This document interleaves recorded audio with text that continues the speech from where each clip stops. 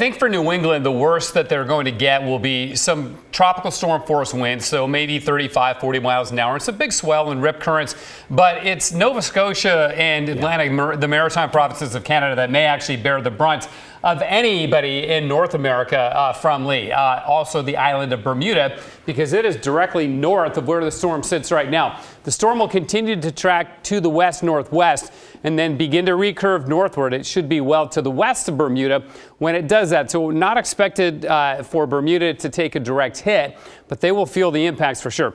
Look at the high resolution imagery yet again. So this has been a super interesting storm because, remember, it developed explosively last week. It went through intense rapid intensification, and it went from like a category 2 to a category 5. And then it went all the way down to a category 2 over the weekend, and now it's back to a 3 and may very well strengthen yet again. The modeling keeping it at a 3 as it begins its recurve to the north, and then a 2 as it goes west of Bermuda. Notice Bermuda just outside the cone, and so is, well, Boston's inside the cone actually as we go into Saturday. So this is, if you will, the cone of uncertainty, because we shouldn't always just focus on the line and the icon there.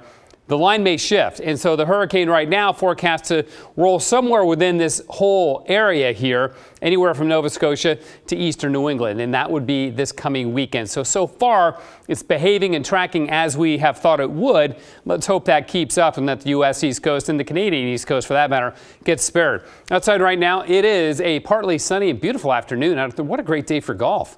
Should have played. Oh, wait, I did. 75 degrees out at the reserve right now. 79 was our high in Portland today. 77 in McMinnville. Out at the Oregon coast, 60s and 70s. We had 80s throughout eastern Oregon and southern Oregon. And there is still smoke from the fires in northern California. And the Camp Creek fire sent some smoke out through the gorge. But the west winds have kicked in, mixed it out pretty well, gusting to 28 miles an hour over in the Dalles. But again, still fire season until the fall rains really begin. Like, you know, days of rain, then a break, that kind of a thing, put the fires out. So they're still burning, and the smoke forecast wants to bring a little bit of smoke into the Portland area come middle of the week, because we're going to begin to see a northerly flow develop, and there are fires up in Washington. So look at that, a little bit of light smoke may move our way Wednesday or Thursday. As we go deeper into the week, we're going to see more of an easterly flow, and that's one reason why we're going to warm up. This weather system will keep the clouds and the cooler weather coming tomorrow. Might get a little drizzle. That's not the end of the fire season. Drizzle doesn't really count, right? And you can see how weak and anemic this area of rainfall is. It just falls apart as it moves in. We'll get some clouds on Wednesday morning. Then Thursday through the weekend, offshore winds, not a super strong east wind, but enough of one to help push our temperatures into the 90s for probably, pardon me, about a day before we cool off early next week. This is what it looks like in the big picture. Warm up begins Wednesday. High pressure with 90s on Friday. I think by Saturday we're in the upper 80s. Still in the 80s on Sunday.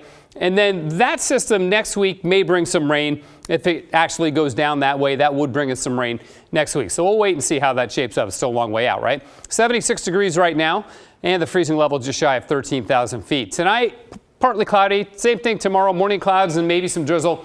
Then partly sunny with a high of 76.